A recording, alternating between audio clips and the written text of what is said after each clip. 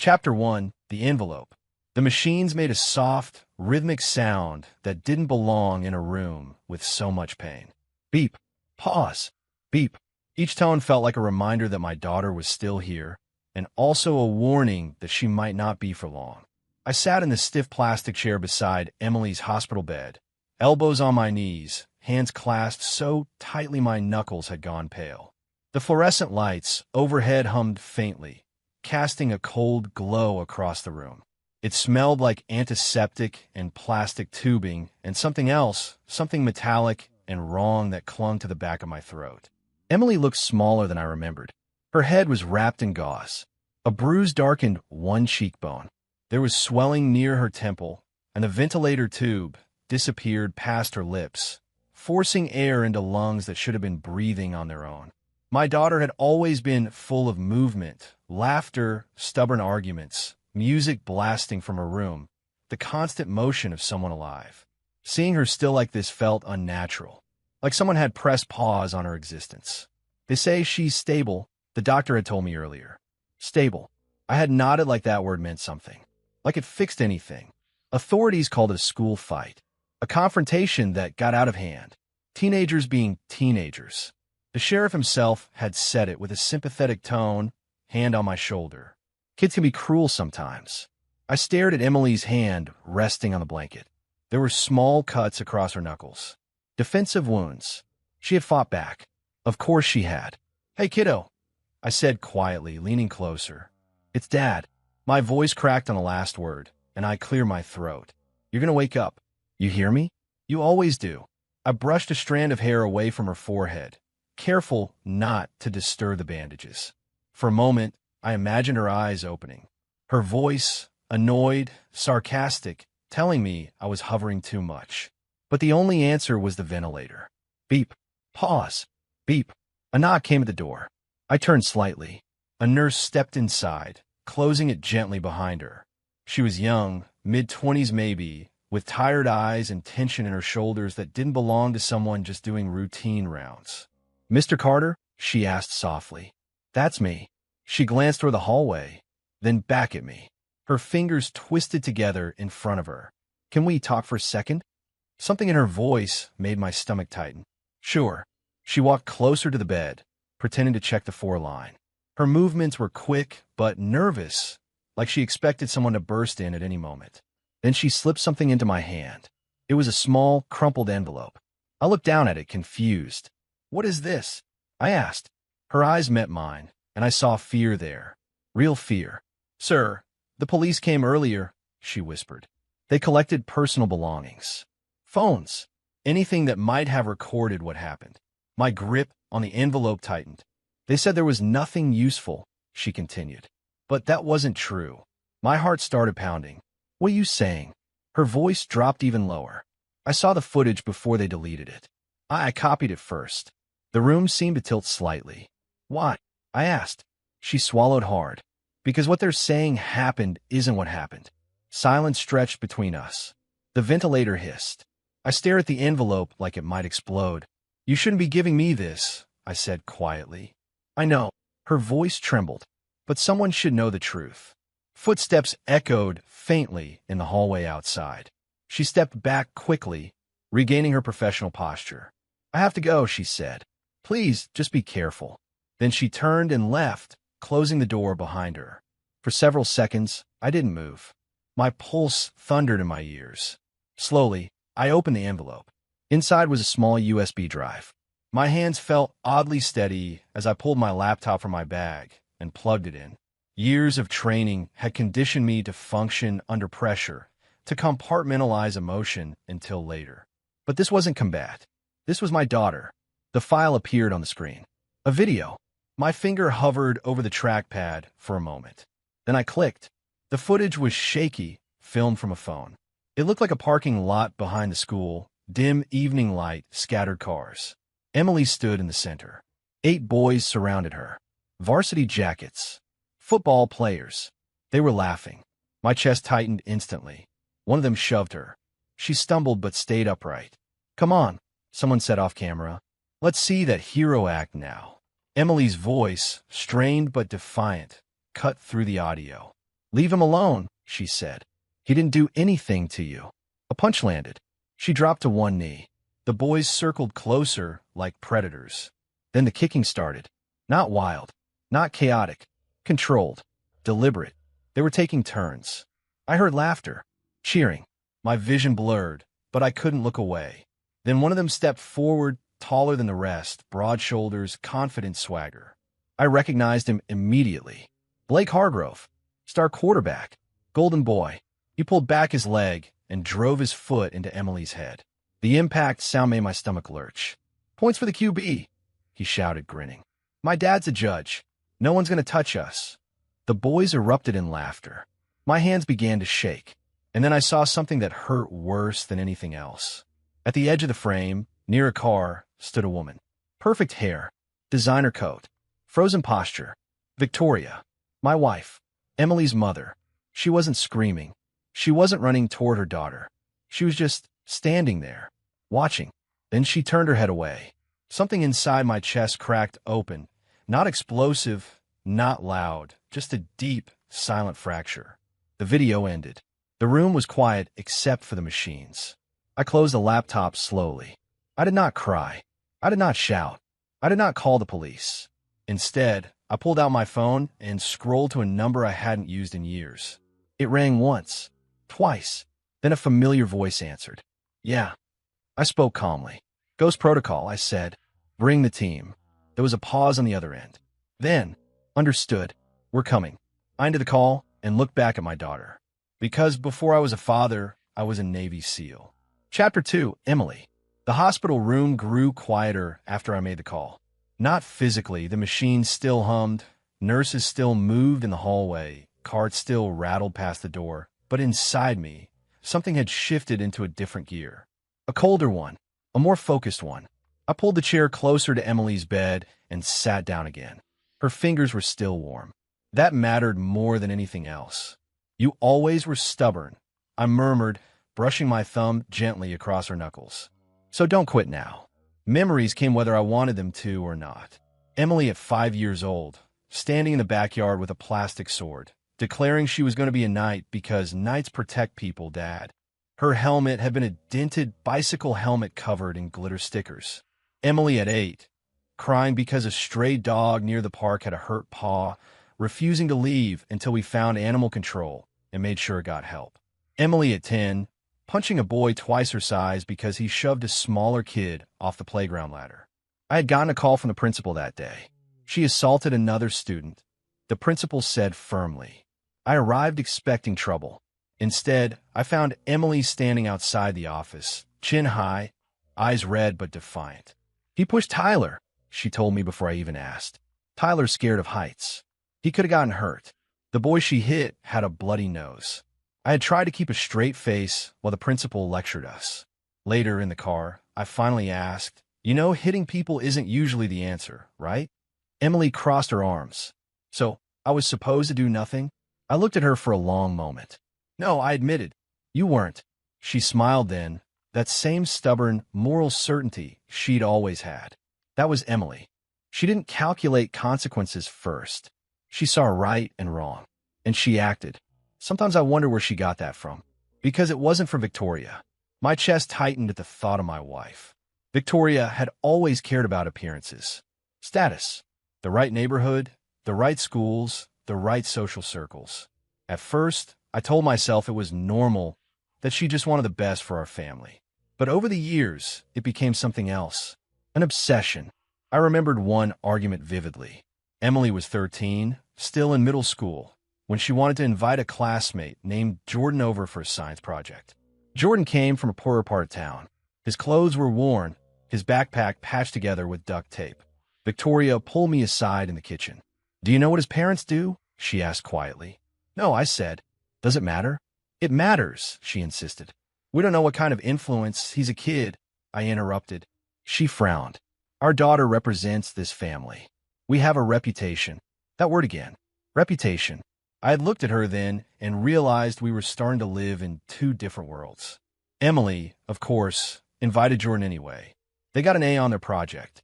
Victoria never said anything to Emily directly, but I saw the tension growing between them year after year. especially once high school started. Popularity became currency, and Victoria wanted Emily to spend wisely. But Emily didn't play that game. About 2 months ago, I came home early from work and found Emily sitting at the kitchen table, shoulders tight, jaw clenched. "What's wrong?" I asked. "Nothing," she muttered. That was always a lie. I sat across from her. She sighed heavily. "There's this kid," she said. "Sophomore. Name's Ryan. Football guys keep messing with him." My stomach tightened slightly. "What kind of messing?" She hesitated, shoving him into lockers, taking his stuff, calling him names. "Teachers know. They pretend they don't see." I felt anger flicker, but I kept my voice calm. "So what did you do?" She met my eyes. "I told them to stop." "Of course she did." "And?" I asked. She shrugged, trying to act casual. "Blake Hargrove didn't like that." The name registered immediately. Star quarterback, judge's son, local celebrity. "What happened?" I asked quietly. "He just laughed," she said. "Said I should mind my own business." "And you?" I told him bullying people doesn't make him strong. It makes him pathetic. Despite everything, pride surged through me. "That sounds like you," I said. She gave a small smile, but then her expression darkened. "He said I'd regret it." I leaned back in my chair. "Did he threaten you?" "Not exactly," she said. "Just, that tone." I considered my options then, contacting the school, confronting parents, escalating things. But Emily shook her head when I suggested it. "Dad, please. It'll just make it worse." I didn't like that answer, but I respected her independence. What I didn't know at the time was that Victoria had overheard part of that conversation. Later that night, she approached me in the bedroom. "You should tell Emily to stay away from those boys," she said. "I already talked to her." "No," Victoria insisted. "I mean, really stay away. Don't provoke them." "She wasn't provoking anyone," I said. "She was defending someone." Victoria exhaled sharply. "You don't understand how these families work. Blake's father is extremely influential. So conflict with them could affect us. Us. Not Emily. Us. Our daughter's safety matters more than your social circle," I said, irritation rising. "You're being dramatic," she replied. "Teenage drama happens. It'll pass." I should have pushed harder. I should have paid closer attention to the warning signs. Because Emily mentioned Blake again a week later. "They keep staring at me," she said, "like they're planning something." "Do you feel unsafe?" I asked immediately. She hesitated. "I don't know." That hesitation should have been enough. But life moved forward. Work schedules, school routines, normalcy, until the phone call from the hospital shattered everything. Now I sat beside her bed, replaying every conversation, every missed clue, every moment I could have done more. Guilt pressed down on my chest like weight. But beneath the guilt was something darker. Because one truth had become painfully clear. Emily had been targeted, and Victoria had known tensions were escalating. She had seen the danger coming, and she chose silence. Chapter 3, The System is Rotten. By morning, the hospital felt different. Or maybe I did. The hallway outside Emily's room buzzed with quiet activity, nurses changing shifts, doctors reviewing charts, families whispering to each other in corners. But my attention had narrowed into something sharp and deliberate. Questions. I needed answers, and I wasn't going to sit still until I got them. Emily's doctor entered just after sunrise, flipping through her chart with practiced efficiency. "How is she?" I asked immediately, standing from the chair. "She's stable," he repeated, the same word from yesterday. "The swelling in her brain hasn't increased overnight, which is good.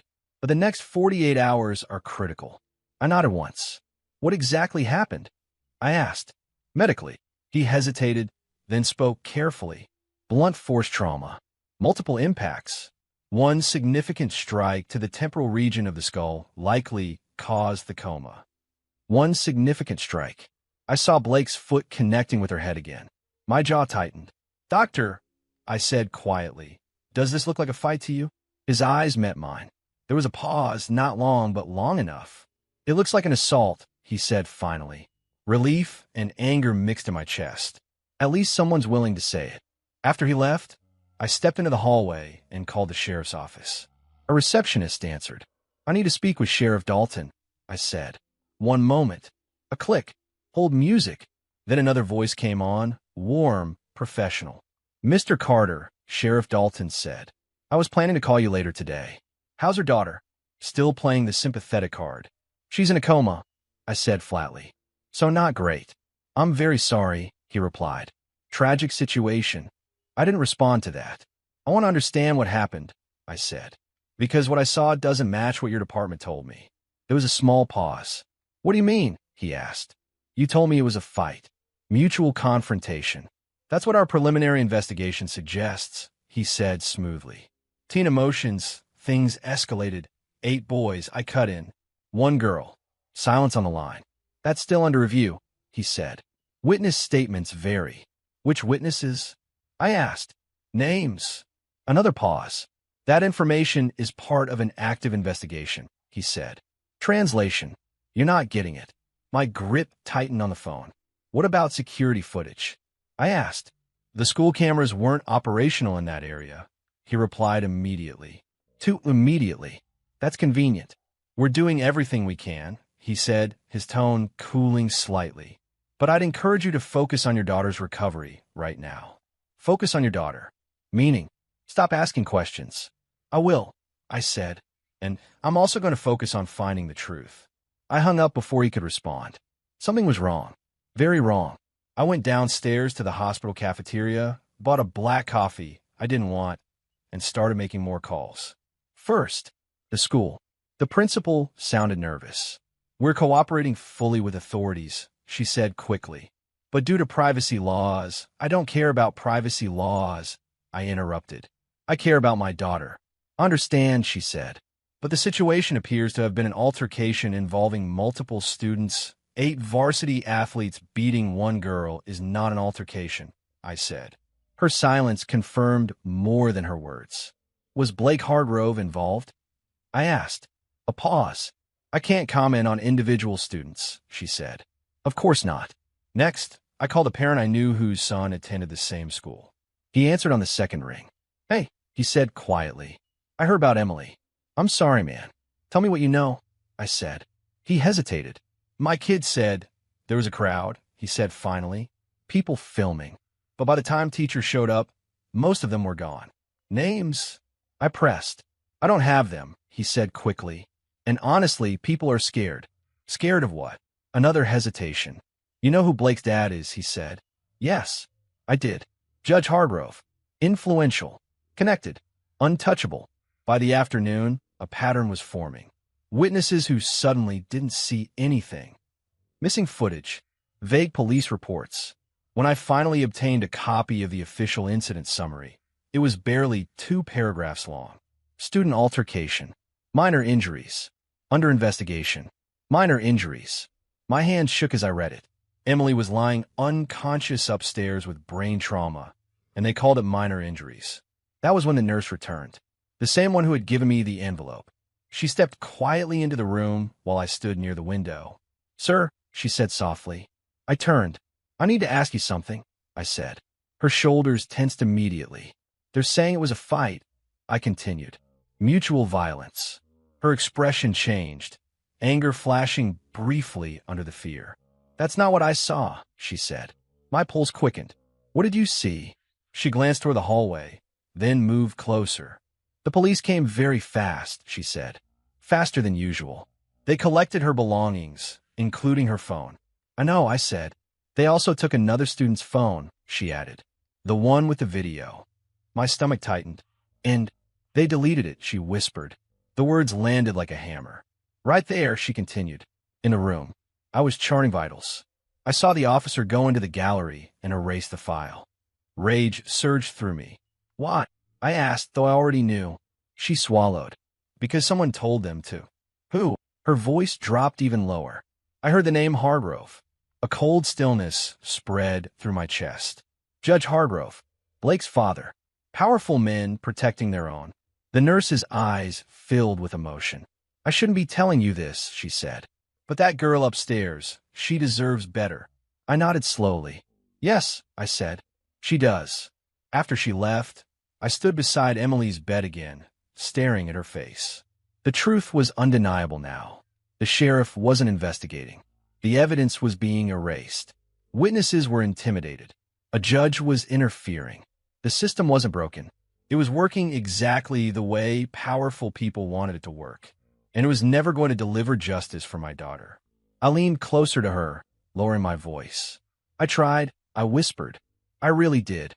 My hand closed gently around hers. But they made their choice. I straightened slowly, and in that moment I made mine. So he decides to operate outside it. Chapter 4, Brothers Return. The first one arrived just after sunset. I heard the boots before I saw him, heavy, deliberate footsteps in the hallway outside Emily's room. Not the hurried pace of hospital staff or the uncertain shuffle of worried families. These steps were controlled, purposeful, familiar. The door opened slowly, and there he was, Mason. Time had added gray to his beard and a few lines around his eyes, but nothing else had changed. He still carried himself like a man who expected danger around every corner, shoulders squared, posture straight, awareness radiating off him like heat. For a second, neither of us spoke. Then he stepped forward and pulled me into a tight embrace. "I came as fast as I could," he said quietly. "Yeah," I replied, my voice rougher than I expected. "I know you did." He pulled back, his eyes immediately scanning my face, the same way he used to after missions, silently assessing injuries. "You look like hell," he said. "Feel worse." His gaze shifted toward the hospital bed. "Emily." The change in his expression was instant. The hardened operator disappeared, replaced by something softer. Protective. "Jesus," he murmured, walking closer. He stood beside her for a long moment, hands on his hips, jaw tight. "That's your little girl," he said. "Yeah. I remember when she was born," he said quietly. "You showed us pictures every 5 minutes." Despite everything, a faint smile tugged at my mouth. She was louder back then. Mason reached out and gently touched Emily's foot through the blanket. "We're going to fix this," he said. "Not try. Not hope. Fix." More footsteps echoed in the hallway. 3 men entered this time. Derek was first, tall, lean, with sharp eyes that missed nothing. He had been our surveillance specialist overseas. If someone moved within a mile radius, Derek knew about it. Behind him came Ruiz, broader, heavier, with the calm presence of a man who could break someone in half without raising his heart rate. Interrogation had been his specialty. Last was Nolan, glasses, backpack slung over one shoulder, looking more like a college professor than a former special operator. But Nolan could dismantle digital security systems faster than most people could unlock their phones. They stopped when they saw Emily. Silence filled the room. Ruiz exhaled slowly. "Damn." Derek shook his head once, anger flashing across his face. Nolan swallowed hard. "That's her?" Nolan asked quietly. "Yeah," I said. For a moment, none of them spoke. Then Ruiz stepped forward and rested a hand gently on my shoulder. "You called," he said. "We came." That was all that needed to be said. We had been through firefights together. Ambushes. Loss. Survival. Brotherhood like that didn't fade with time. It just waited. Mason turned back toward me. "All right," he said, his voice shifting into command mode. "Start from the beginning." So I did. I told him about the video. About Blake Hargrove. About Victoria standing there. That part nearly broke me again, but I pushed through it. I explained the sheriff's report. The deleted evidence. Judge Hargrove's involvement.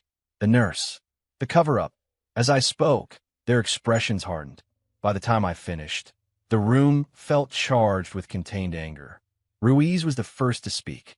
"They touched your kid," he said quietly. "They don't get to walk away." Mason raised a hand slightly. "Let's keep this clear," he said. "We're not here for revenge." Derek nodded. "No," he agreed. "We're here for justice." Nolan adjusted his glasses. "And documentation," he added. "If powerful people are involved, we need evidence that sticks." Mason looked at me. "What's your objective?" he asked. It was a commander's question. Direct. Precise. I met his eyes. "I want the truth exposed," I said. "Every person involved. Every cover-up. I want them held accountable. And if the system blocks that?" Ruiz asked. A long pause settled over the room. "Then we remove the blockage," I said. Mason studied me for several seconds.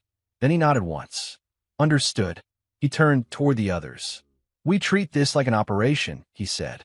Structured, controlled, no freelancing. Derek crossed his arms. We'll need surveillance on all primary targets. Nolan nodded. I can start digging into digital records tonight.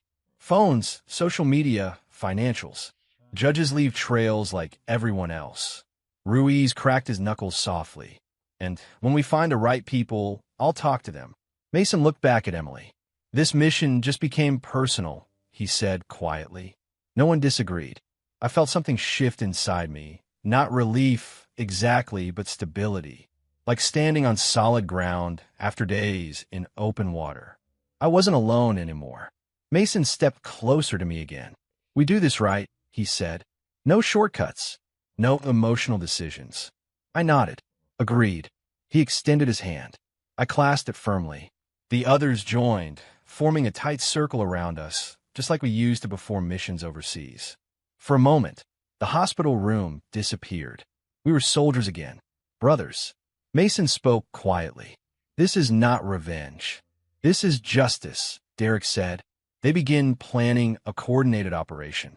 Chapter 5, Hunting the Truth. By the second day, the hospital room had turned into a command center. Laptops covered the small visitor table. Charging cables ran across the floor. Mason had taped a sheet of printer paper to the wall, with names written in thick black marker. Blake Hargrove, Judge Arthur Hargrove, Sheriff Dalton, unknown associates, more names would come. They always did. Emily lay quietly behind us, machines keeping rhythm with her breathing. Every time I glanced at her, the purpose sharpened again. This wasn't theory. This was war. Nolan worked fastest. His fingers moved across the keyboard with relentless precision. Screens filled with scrolling data, encrypted folders, social media archives, and financial records. Okay, he muttered, leaning forward. That's interesting. What? Mason asked. Nolan turned his laptop slightly, so we could see. A private group chat.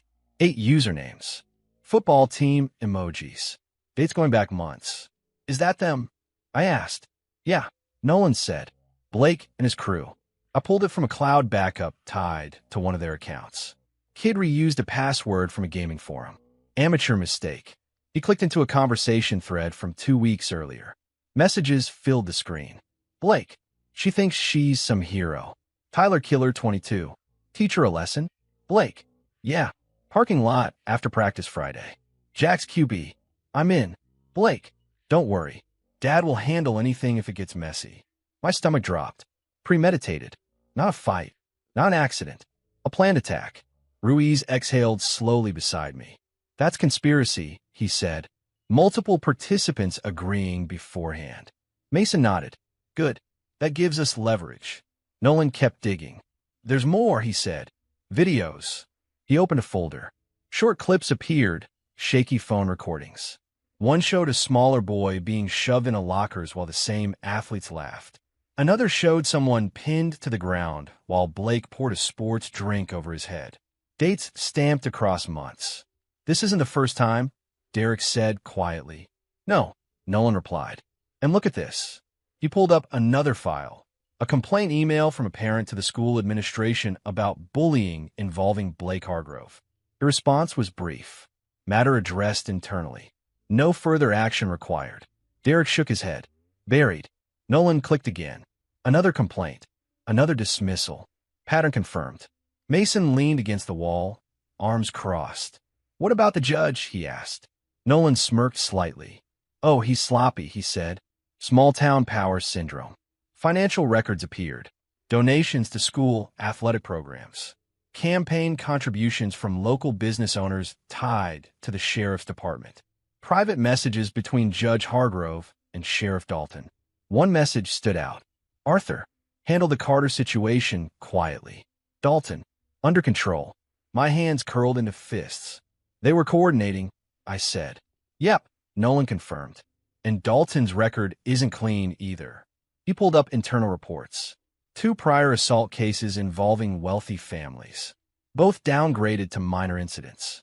Both overseen by Sheriff Dalton. Ruiz let out a low whistle. That man's been cooking books for years. Mason nodded slowly. We're not dealing with one corrupt official, he said. We're dealing with a network. The room went quiet for a moment. Then Derek spoke. "There's something else you need to see," he said. He opened his tablet and turned it toward me. Photos appeared. Victoria, my wife, at a charity gala, standing beside Blake Hardro's mother, smiling. Another photo, country club event. Victoria again, laughing with the same social circle. My chest tightened. "She's connected to them," Derek said carefully. "Socially." I swallowed hard. "That doesn't mean she knew. There's more," Derek interrupted gently. He tapped the screen. A text message thread appeared. Victoria's name at the top. Unknown number. Later identified as Blake's mother. Blake's mom. Heard there was tension at school. Boys can be intense. Victoria. Emily mentioned something. I'll talk to her. Blake's mom. Just don't let it escalate. Kids fight, but reputations matter. Victoria. Of course. We all want what's best. My heart started pounding. Another message days later. Blake's mom. Blake said Emily embarrassed him today. Victoria. I'll handle it at home. Thank you for telling me. Handle it at home. I remembered that conversation now. Victoria telling me not to worry. Teenage drama. It'll pass. But Derek wasn't finished. He pulled up one final message. Sent the morning of the attack. Blake's mom. Boys are upset. After practice today might get heated. Victoria. I understand. Hopefully they work it out. My breath stopped. After practice today might get heated. She knew. She knew something was coming. And she did nothing. The room felt suddenly smaller. Like the air had been sucked out. Ruiz spoke carefully. We don't know exactly what she thought would happen. But I did. Victoria understood social hierarchies better than anyone I knew. She knew how retaliation worked. She knew how groups like that maintain power. And she chose silence. Not because she didn't care, but because she cared more about belonging to their world. My world tilted. Memories rewrote themselves in real time. Arguments. Dismissals. Her warnings about reputation. Her presence in that video, standing there, frozen. It wasn't shock. It was calculation. Mason stepped closer to me. You okay? He asked quietly. I didn't answer right away, because the truth was settling in, piece by piece. The marriage I believed in. The partnership. The trust. It had never been what I thought. It had been built on image. On appearances. On priorities that didn't include our daughter when they conflicted with status. I looked back at Emily on the bed. Machines breathing for her. Bruises on her face. And the final realization landed like a hammer. Victoria knew Emily was being targeted. She chose not to intervene to preserve her social standing with elite families. The father realizes his marriage is built on illusion. Chapter 6, the first operation. The shift from planning to action happened without ceremony. One moment, we were studying screens and timelines inside the hospital room. The next, Mason looked up from the tablet and said, "We move tonight." No one questioned it. The operation had already been mapped out. Surveillance routes, schedules, vulnerabilities. Derek had tracked the athletes' movements for 48 hours straight. Nolan had mapped their digital habits down to the minute. Ruiz had prepared locations where conversations could happen without interruption. Controlled environments. That was Mason's phrase. Control the space, control the outcome. I stood beside Emily before leaving. Her breathing machine hissed softly. I'll be back soon, I said quietly, touching her hand. I promise. Then I followed the others out. The first target was the easiest. A defensive lineman named Connor Hale. 17, 6'2", 200 pounds. Loud online, quiet in real life. Derek had identified his routine. Late-night fast food runs after practice. We waited in the parking lot of a 24-hour burger place. Connor came out carrying a paper bag and a drink, scrolling on his phone, completely unaware. Mason gave a small nod. Ruiz moved first. It happened in seconds. A van door slid open. Ruiz stepped behind Connor, one hand covering his mouth, the other controlling his arms. Derek grabbed his legs. They lifted him cleanly off the ground and into the vehicle.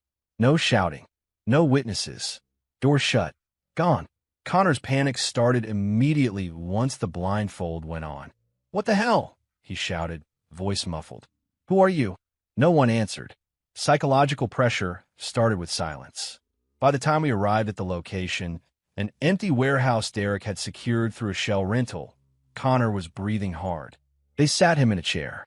Hands zip-tied, blindfold still on. Mason crouched in front of him. "Connor," he said calmly. Connor froze. "How do you know my name?" he demanded, fear creeping into his voice. Mason removed the blindfold.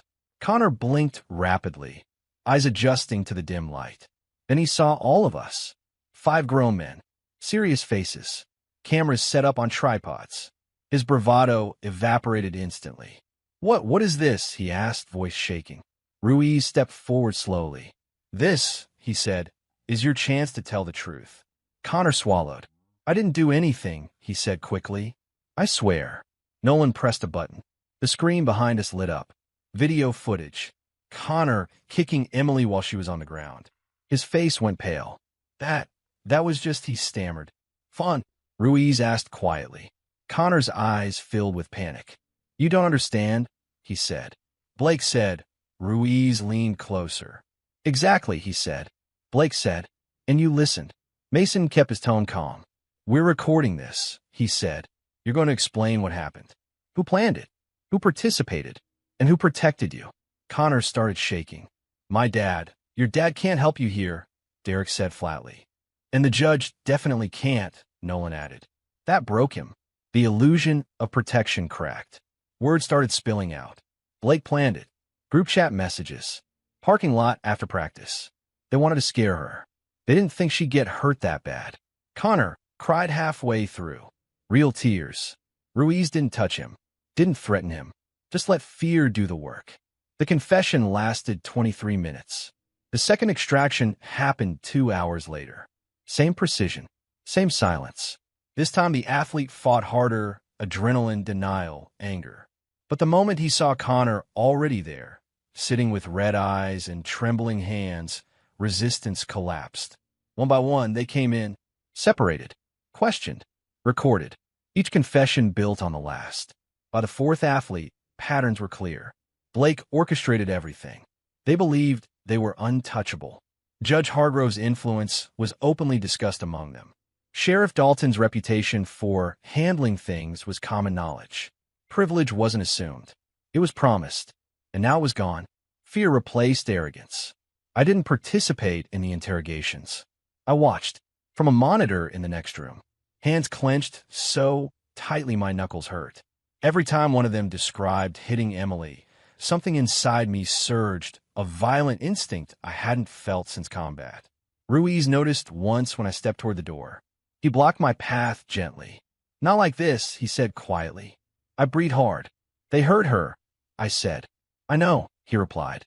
"That's why we do this smart." Mason joined us. "You walk in there angry," he said, "and this becomes revenge. Then everything falls apart." I closed my eyes for a second. He was right. Control. Always control. I stepped back. "Okay," I said. We returned to watching. On screen, another athlete broke down completely. "I thought his dad would fix it," he sobbed. Blake said nothing would happen to us. Mason muttered under his breath. Privilege just met reality. By dawn, we had 4 full recorded confessions. Clear admissions. Names. Planning details. Cover-up expectations. It was more evidence than any police department had bothered to collect. I stared at the monitor as another boy wiped tears from his face, voice trembling. "We didn't think anyone would fight back," he said. My chest burned with rage, but also something else. Control. Because this wasn't over. Not even close. The athletes begin realizing their privilege cannot protect them. Fear replaces arrogance. The father watches the recordings, torn between rage and control.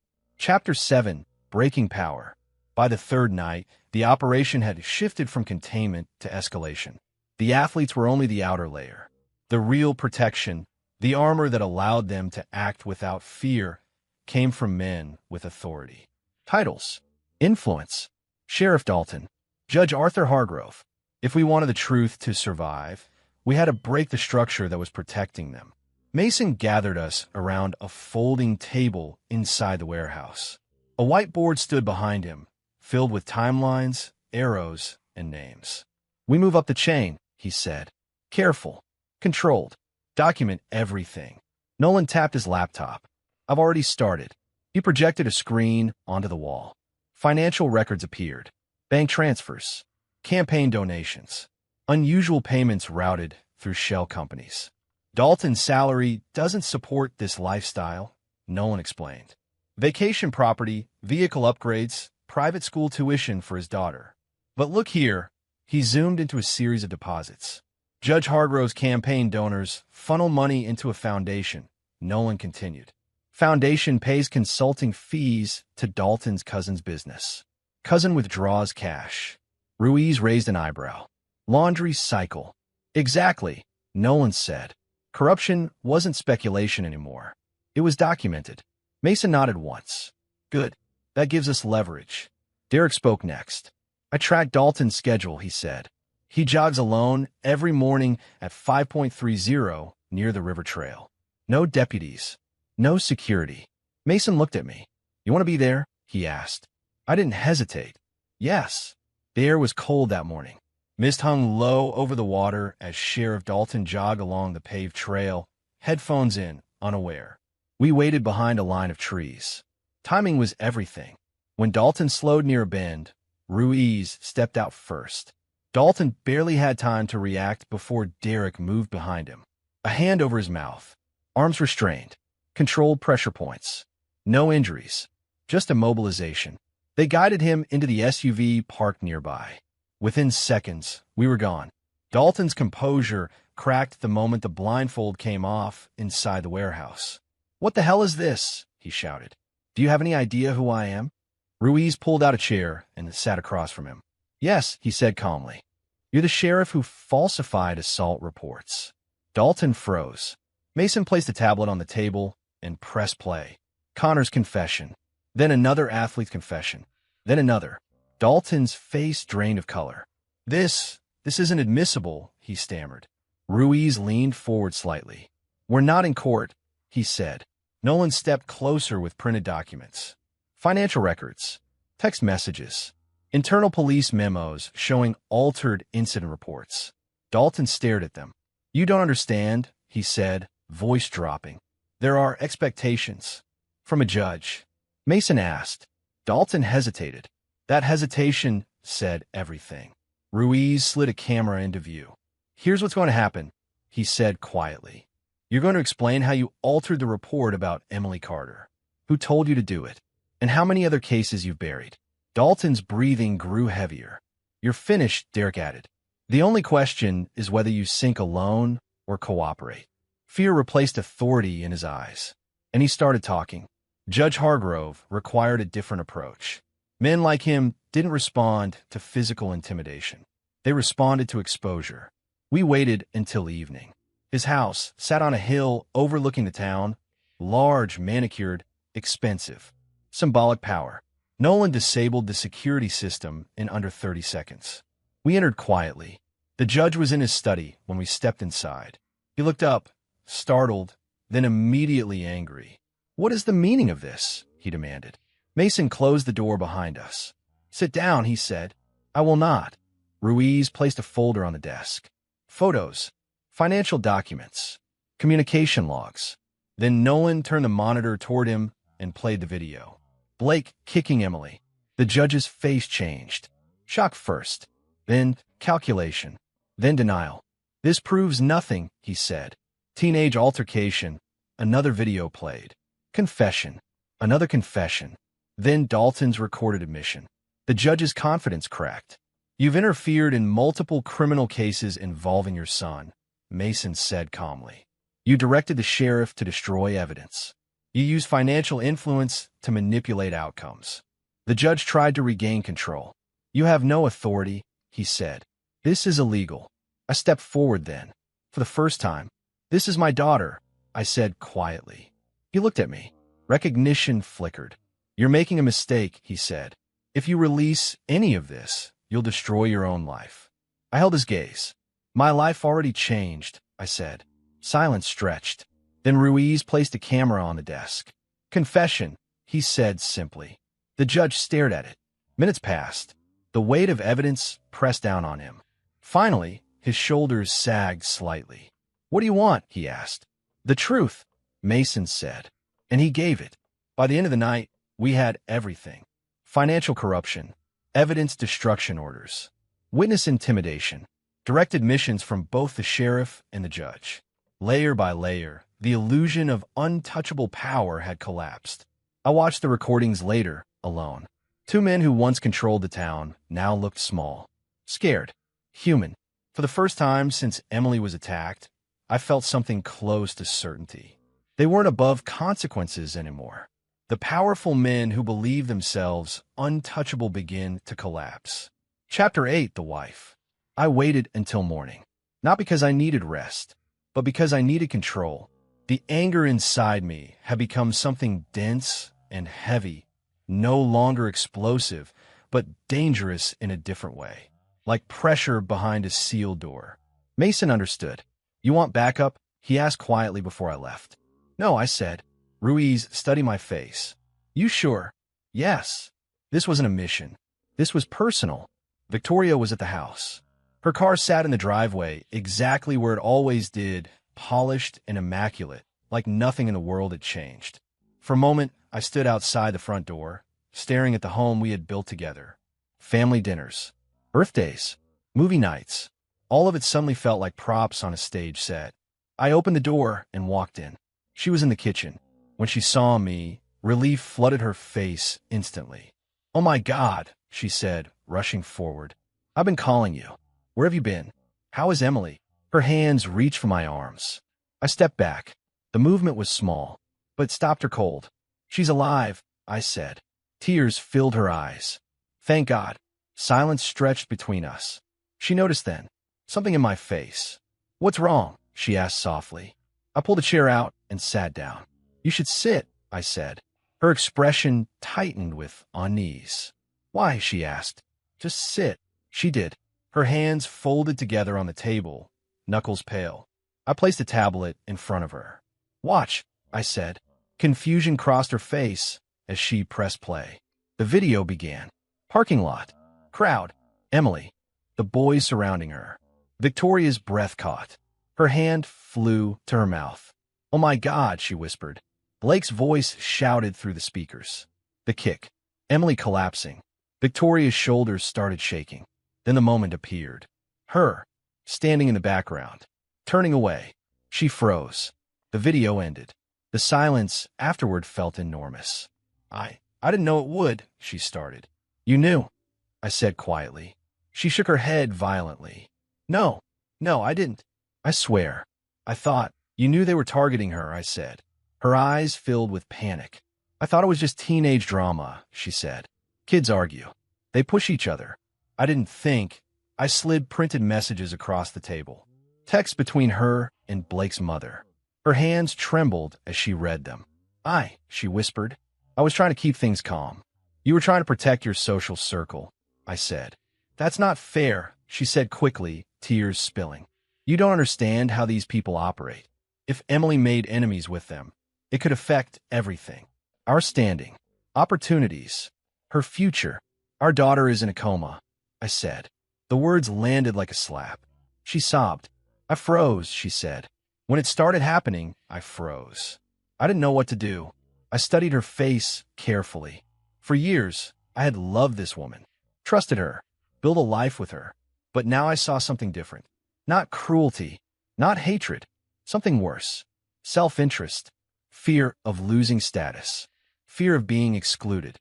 And in that moment, when action mattered most, those fears outweighed maternal instinct. "You didn't freeze," I said quietly. She shook her head. "I did.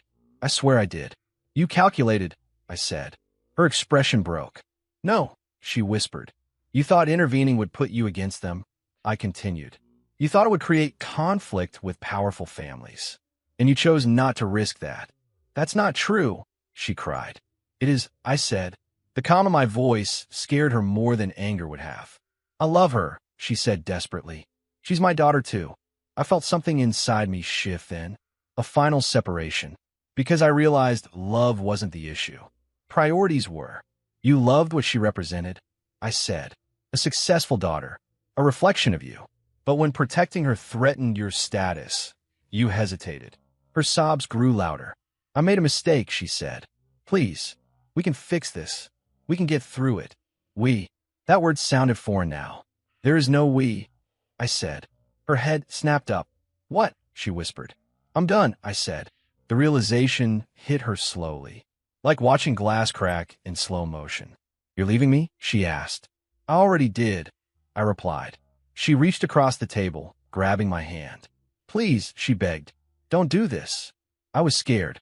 I didn't think. That's the problem, I said gently, pulling my hand away. You thought about yourself first. Her shoulders collapsed.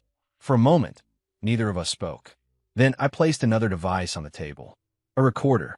What is that? She asked weakly. Documentation, I said. Fear flickered in her eyes. You are recording me? Yes. Why? Because your involvement matters, I said. Her face went pale. You wouldn't, I would, I said calmly. Tears streamed down her face. I'm your wife. Not anymore. The words felt strangely empty. Not painful, just final. She covered her mouth, sobbing. I never meant for this to happen, she whispered. I know, I said. And I did. That was the tragedy. She hadn't intended harm. She had simply chosen herself. And that choice destroyed everything. I stood up. She looked small sitting there, shoulders shaking, makeup smeared. A stranger wearing the face of someone I once loved. I'm going back to the hospital, I said. Will I see her? She asked through tears. I paused. I don't know, I said honestly. Then I walked toward the door. Her voice followed me. I'm sorry, she cried. I stopped for a brief moment, but I didn't turn around, because apologies didn't change reality. And our marriage had ended long before this conversation. It just took this moment to finally see it.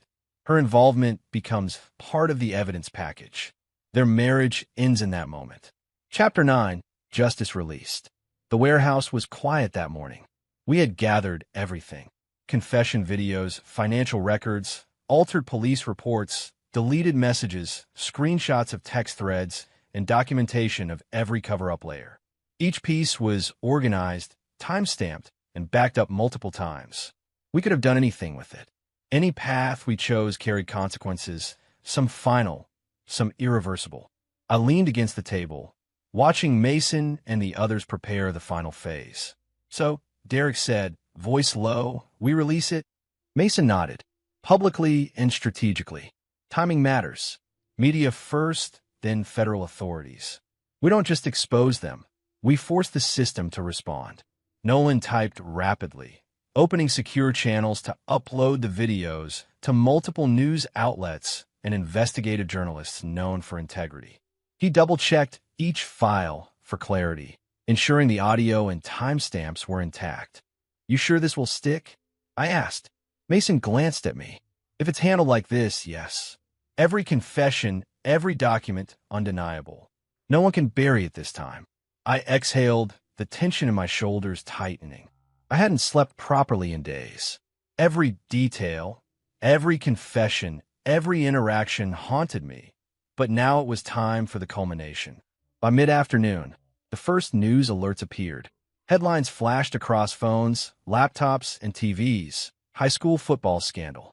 Evidence exposes assault and cover-up. Judge Hargrove and Sheriff Dalton under federal investigation. Confession videos reveal coordinated attack on teen girl. The floodgates opened instantly.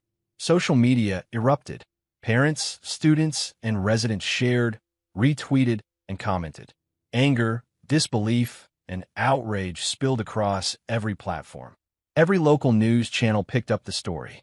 Federal agencies called their offices immediately. We watched silently in the warehouse, each of us glued to our screens.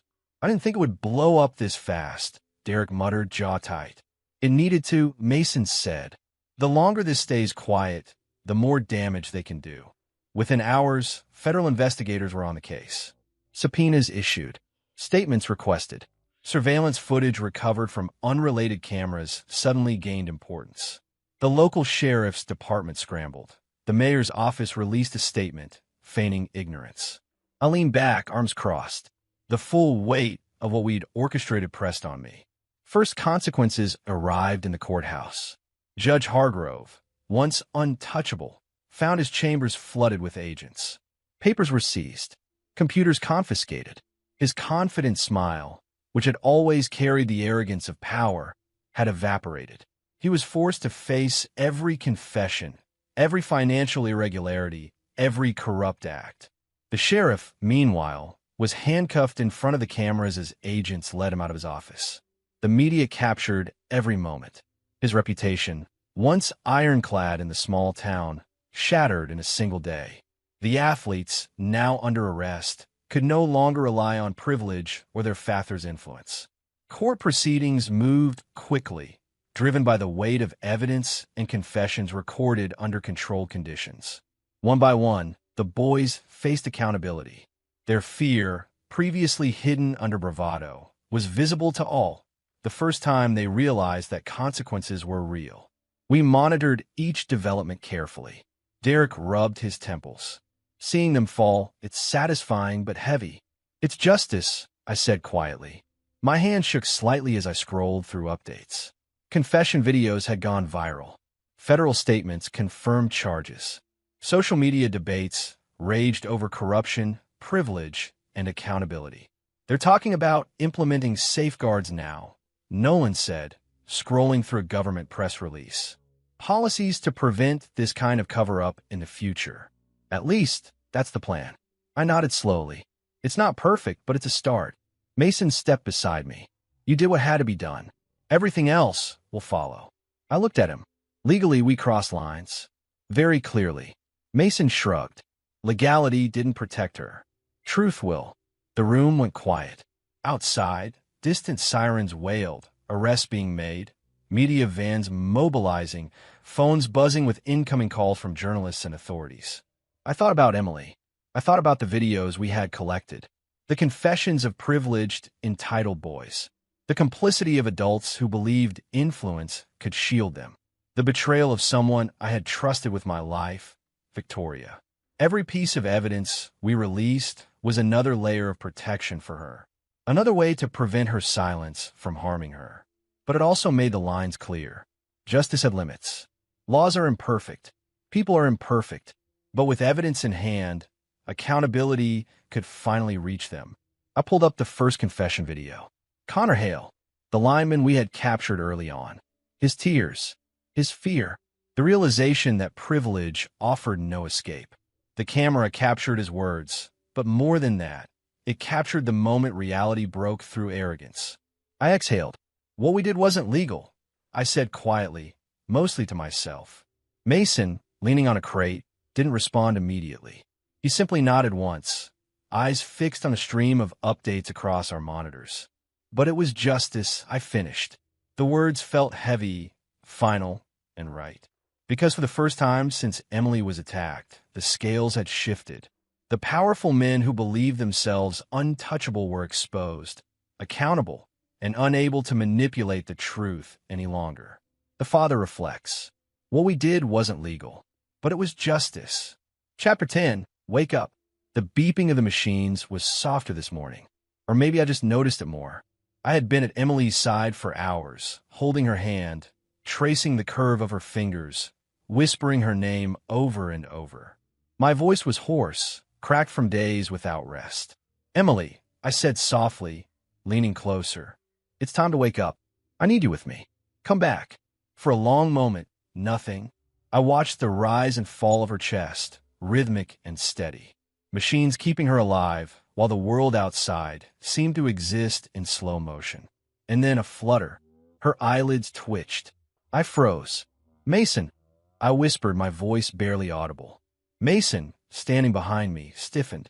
That's movement. Emily, I said again, firmer this time. Daddy's here. You're safe. You're going to be okay. A soft, rattling breath.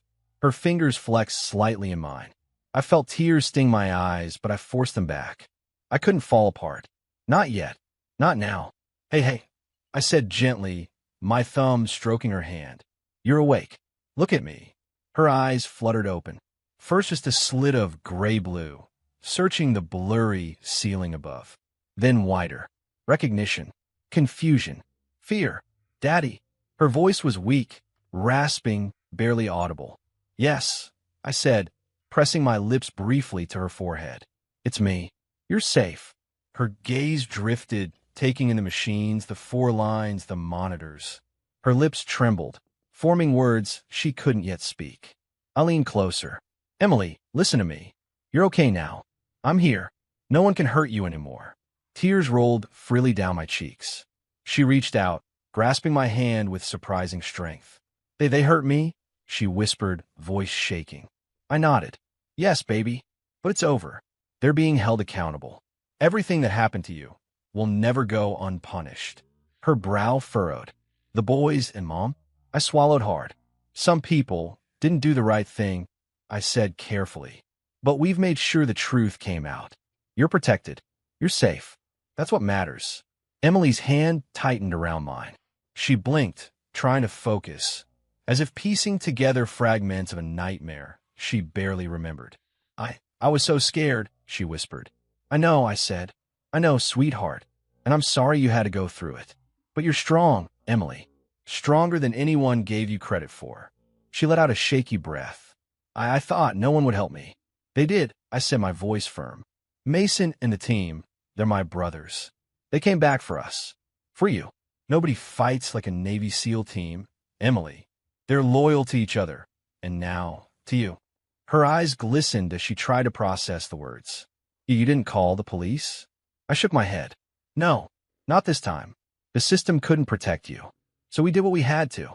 And we made sure justice happened. Emily's hand moved to my arm. Weak but deliberate. You fought for me. I did, I said, voice breaking. And I always will. She closed her eyes briefly, overwhelmed, then opened them again, determination shining through exhaustion. I'm not broken, she said softly. I survived. You are, I said, gripping her hand. A survivor. A fighter. My daughter. Nothing can take that from you. For a moment, the room was still. Only the machines, only our breathing filled the space. Then Mason, quietly standing near the doorway, cleared his throat. She's going to make it, he said. She's strong. I nodded. Yes, she is. Ruiz and Derek, who had been standing behind him, exchanged looks, proud, solemn, knowing. They all did their part, Mason added softly. Every confession, every piece of evidence that brought us here. I pulled Emily close, careful not to disturb the four lines. You need to know something, I whispered in her ear. This doesn't just end with the bad guys paying. It ends with you living. You're safe. You have a chance to be happy again. And I'll be here. Always. Her eyes fluttered closed again, exhaustion overtaking her briefly, but she squeezed my hand before drifting into a lighter sleep, the first peaceful moment in days. I sat back slightly, holding her hand loosely, just watching her breathe, feeling the steady rhythm of life restored. This is what matters, I murmured. This is all that matters. Mason rested a hand on my shoulder. You did right by her. That's all anyone could do. I nodded slowly. The weight of the past days pressed down on me, but not like before. Not like it had in the first moments after watching that video, after discovering betrayal. This weight was different. Full, heavy, and resolute. I thought about the loyalty of brothers, Mason, Ruiz, Derek, Nolan. They had risked everything to restore balance when the system failed. Their commitment had brought Emily back to me. I thought about the cost of violence, about the choices we had made, the lines we had crossed. Every operation, every confession recorded, every moment of calculated fear had exacted a toll. But it had also restored what mattered most. I thought about justice. Not legality, not process, not precedent. Justice. The kind that matters when innocence is threatened, when the powerful hide behind privilege, and when a parent refuses to stand idle while their child suffers. And I thought about my duty as a father. I leaned closer, brushing a strand of hair from Emily's forehead. I promise you, I whispered, voice low but unwavering. No one will ever hurt you like that again. Not while I'm here. Not while we're here. She squeezed my hand again, faintly, almost imperceptibly, but it was enough. Enough to anchor me in this new reality. And I understood, finally, in a way that went beyond words. I had no regrets, because saving her, protecting her, fighting for her, even outside the law, mattered more than any rule, any statute, any notion of legality. Her eyes opened again briefly, searching, as if she could feel the conviction radiating from me. I, I trust you, she whispered. And in that moment, all the fear, all the anger, all the pain of the past weeks dissolved. Because for her, for us, for the life still ahead, the mission was complete. I squeezed her hand one last time, and I knew, without hesitation, the cost had been high, but it had been worth it, because she was awake, because she was alive, because she was mine, and I had kept her safe. The chapter ends here, with Emily breathing steadily, the father reflecting on loyalty, violence, justice, and the unwavering duty of a parent to protect. He has no regrets, because saving his daughter mattered more than the law.